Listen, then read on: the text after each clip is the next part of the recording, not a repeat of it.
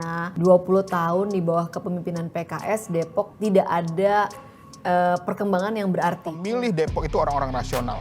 Mereka adalah masyarakat yang berpendidikan, mereka adalah masyarakat urban yang tentu saja nggak sembarangan milih. Bayangin kalau kita punya 20 tahun tampuk kepemimpinan, berarti kamu tuh harusnya bisa ngejagain sebuah kebijakan, keberlangsungan kebijakan selama 20 tahun. Kalau PKS itu tidak bisa mengelola Depok, sudah lama Depok itu kalah. Tapi justru Depok bisa bertahan 3 periode sampai 4 periode. Jadi kalau Mas Kaisang memang berani ke Depok, ya silakan saja. Mekanisme di PKS jelas tentang pencalonan, bukan keinginan pribadi, tapi adalah melalui mekanisme yang dibuat oleh partai, seseorang bisa maju dalam sebuah ajang pilkada. Ini itu bukan kampanye, saya di sini ingin membuka sang pisang di Depok yang kedua, karena dulu sudah pernah di Margonda cuma tutup, makanya saya buka lagi di Sawangan kali ini. Nah, kesuksesan itu dibangun oleh PKS Kota Depok sejak tahun 2005, dan alhamdulillah saya terima kasih kepada seluruh warga Depok yang masih percaya kepada kami untuk membangun Kota Depok. Jadi itu waktu yang sangat cukup untuk membuat sebuah proyek dari nol sampai kelihatan hasilnya. Tapi kan toh ternyata gitu-gitu aja Depok gitu kan. Dan insya Allah PKS akan siap berkompetisi ya dengan apa yang diusulkan oleh teman-teman tadi.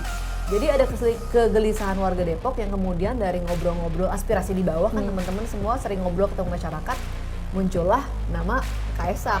Logika. Nah, ini adalah kelicikan KPU.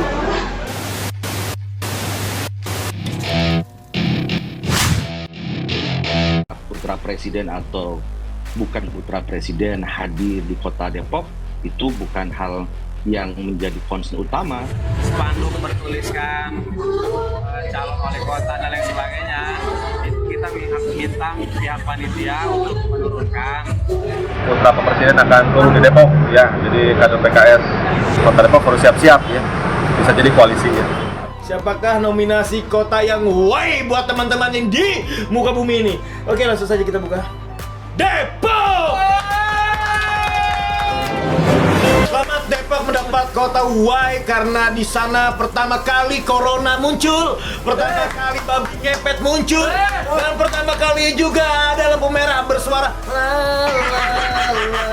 Relawan Kaisang geram, calwakotnya diremehkan maju ke Depok. Mantan Komisioner KPU Kota Depok Yuyu Afendi mengatakan, jika benar Kaisang Pangarep maju dan mencalonkan sebagai Wali Kota Depok 2024, syaratnya harus mau berbakti untuk masyarakat Depok. Dan apabila semua itu dilakukan, saya akan berusaha maksimal memenangkan Kaisang, baik melalui proses politik maupun proses hukum. Saya tahu dan paham bagaimana caranya seorang kandidat keluar sebagai pemenang, baik lewat proses politik maupun proses hukum. Ujarnya Sabtu 5 Agustus.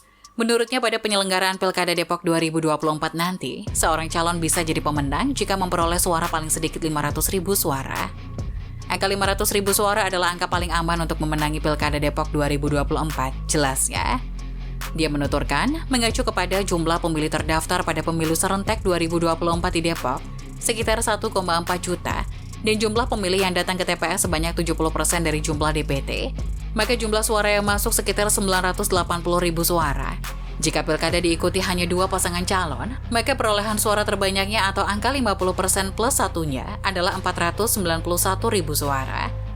Berapapun jumlah pasangan calon yang ikut dalam Pilkada Depok 2024, pasangan calon yang memperoleh suara terbanyak 491.000 akan keluar sebagai pemenang.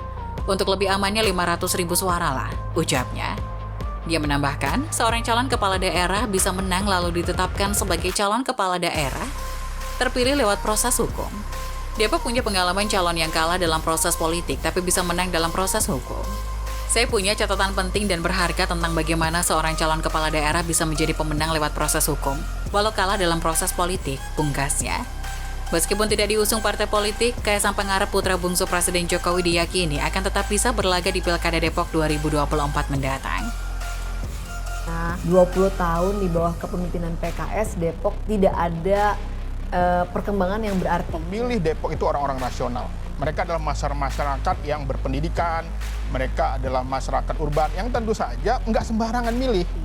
Bayangin kalau kita punya 20 tahun tampuk kepemimpinan, berarti kamu tuh harusnya bisa ngejagain sebuah kebijakan, keberlangsungan kebijakan selama 20 tahun. Kalau PKS itu tidak bisa mengelola Depok, sudah lama Depok itu kalah. Tapi justru Depok bisa bertahan 3 periode sampai 4 periode. Jadi kalau Mas Kaisang memang berani ke Depok, ya silakan saja. Mekanisme di PKS jelas tentang pencalonan, bukan keinginan pribadi, tapi adalah melalui mekanisme yang dibuat oleh partai, seseorang bisa maju dalam sebuah ajang pilkada.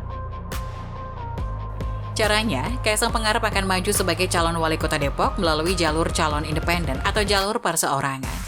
Sebagai syarat dukungan lewat jalur ini, diyakini akan relatif mudah didapat Kaisang Pangarep. Mengingat banyaknya dukungan masyarakat Depok dan kelompok relawan di Depok yang sudah terang-terangan mendorong Kaisang maju menjadi calon wali kota Depok. Hal itu diungkapkan ex-komisioner KPU Kota Depok Yoyo Effendi yang juga pemerhati politik Kota Depok dalam keterangan tertulisnya Kamis 3 Agustus. Saya yakin dan jamin Kaisang tetap bisa maju sebagai cawalkot Depok, walau tak didukung PDI Perjuangan atau parpol lain, kata Yoyo. Pernyataan Yoyo yang kini bergabung dengan relawan sahabat Kaisang atau SAKA itu merupakan tanggapan atas pernyataan Ketua DPC PDI Perjuangan Kota Depok, Henry Tangke Alu. Ia mengaku lebih memilih Sekda Kota Depok, Supian Suri sebagai bakal calon wali kota Depok yang diusung PDIP ketimbang Kaisang Pangarep. Bahkan kata Yoyo, pernyataan HTA tersebut dipelintir oleh sejumlah media dengan framing seolah-olah keinginan luhur Kaisang untuk mengabdi kepada masyarakat Kota Depok sebagai wali kota hanya sebatas mimpi dan sudah kandas. Karena tidak akan ada partai politik yang mengusung Kaisang, terutama partai yang berbasis ideologi nasionalis seperti PDI Perjuangan. Pernyataan mimpi Kaisang jadi wali kota Depok akan kandas karena tidak akan diusung PDI Perjuangan adalah pernyataan orang bodoh yang tidak mengerti regulasi pilkada. Jangankan cuma PDIP yang tidak akan mencalonkan Kaisang. Seandainya seluruh partai politik di Kota Depok tidak mau mencalonkan Kaisang, maka sayalah yang akan menjamin Kaisang tetap bisa tampil sebagai calon wali kota Depok atas izin Allah, akan keluar sebagai pemenang, ujar Yoyo. Yoyo mengemukakan bahwa selain lewat usungan partai politik, untuk menjadi calon kepala daerah bisa lewat jalur independen. Jalur itulah yang akan dilakukan Kaisang Pangarep jika tidak ada parpol yang mau mengusungnya. Untuk jadi calon kepala daerah, memangnya cuma partai doang. Masih ada jalur lain, bro. Jalur perseorangan kita mainkan, katanya. Oleh karena itu, Yoyo mengingatkan kepada para pimpinan parpol agar tidak jumawa dan jual mahal dalam mengusung bakal calon wali kota Depok. Karena katanya, pintu lain terbuka lebar, yaitu pintu pencalonan lewat jalur perseorangan atau independen untuk Kaisang Pangarep. Para ketua parpol di Depok jangan jumawa dan jual mahal, katanya. Untuk itu, kata Yoyo, dirinya yang kini bergabung dengan relawan sahabat Kaisang akan segera memulai mengumpulkan dukungan masyarakat Depok untuk Kaisang agar bisa maju melalui jalur independen. Mumpung waktu masih panjang, saya dan relawan SAKA akan memulai mengumpulkan dukungan masyarakat. Insya Allah syarat minimal dukungan akan terpenuhi untuk bisa didaftarkan ke KPU Depok pada waktunya nanti, kata Yoyo. Ketentuan soal pilkada dalam hal ini jalur perseorangan diatur dalam pasal 41 Undang-Undang 10 nomor 2016 tentang pemilu, di mana untuk pemilihan calon bupati dan wali kota di daerah dengan jumlah DPT 250.000, maka syarat minimal dukungannya sebesar 10% dari DPT.